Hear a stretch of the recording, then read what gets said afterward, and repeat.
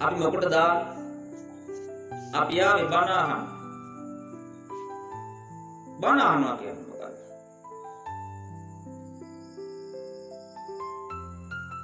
බණ කියලා කියන්නේ කියනවනේ. නැත්නම් බණ කියන්නේ කීමට.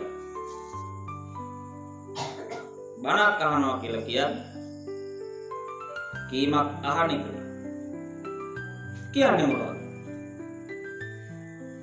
කියන්නේ මොනවද? ධර්මය.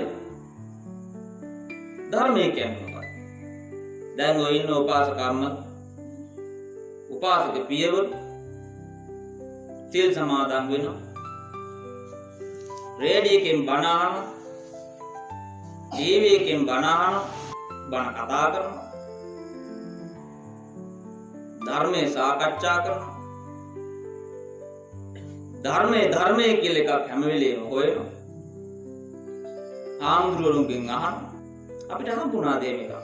එහෙම හම්බුණා නම් මේ මොහොතේ දැන් ওই ගන්න හුස්ම තුල ඒ අවබෝධය තියෙනවා. මොකද හුස්මක් ඉහළට පහළ දාන්න කලින් කතාව කෙලවර වෙනවා කියලා අපි දන්නවා. එහෙනම් ඔය දැන් ගන්න හුස්ම තුල යථාර්ථය අවබෝධ වෙලා තියෙනවා.